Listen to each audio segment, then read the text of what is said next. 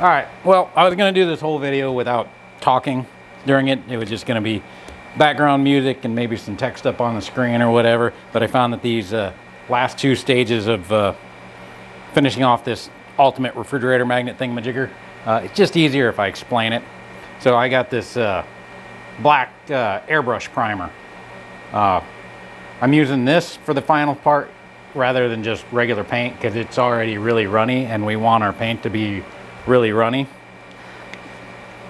So just squirt some out on your palette, which happens to be just a big board, and then get your brush super wet, put down a bunch of water, and then mix it together.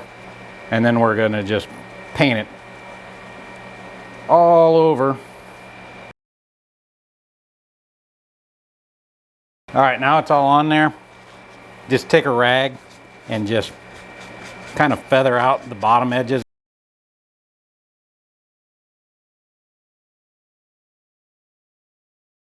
That's pretty much the paint job. Okay, put the magnet in. You need a couple of things. You need a Forstner bit that's slightly bigger than the magnet itself.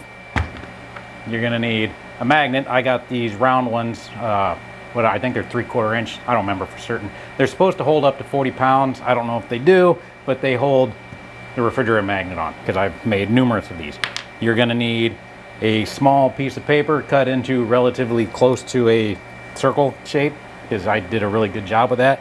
You're gonna need super glue. I got Zap medium consistency super glue. Thin will work too.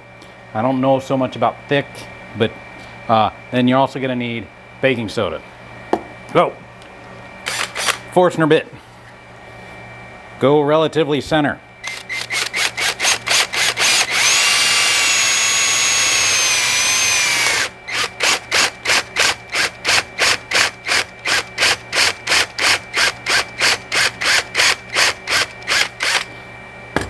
Drill it down, do a test. You want to get it down to where your magnet is just slightly below the surface. Go slow because you're just drilling into the infill. Just a hair more.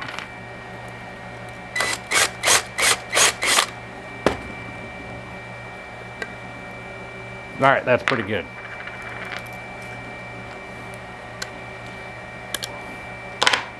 Piece of paper. Take this piece of paper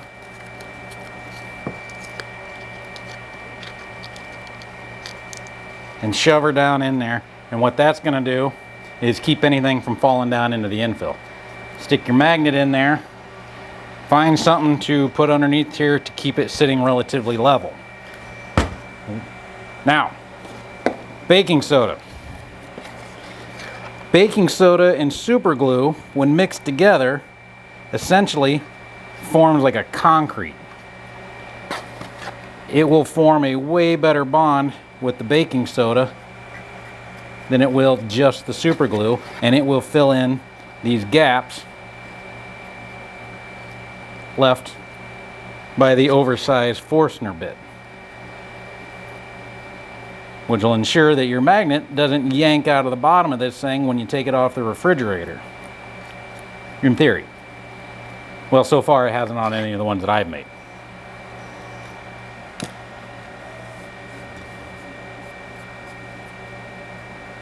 Get her to where it's relatively level.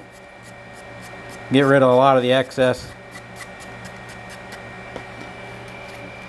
Super glue.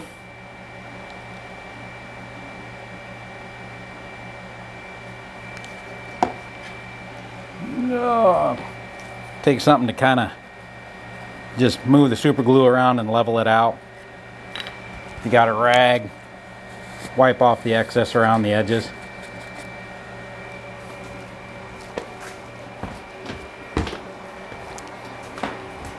Then to hasten the process or speed it up or however you want to say it, just get some super glue accelerator. Spray it on there. That's going to make the super glue rock hard in just a couple seconds. Once that dries, you just sand it off real quick. All right, behold the power of magnets. Okay, that's it. That's a pretty badass refrigerator magnet right there, isn't it? All right, thanks for watching. Don't forget to do all that subscribey shit and click on the like button. See you next time.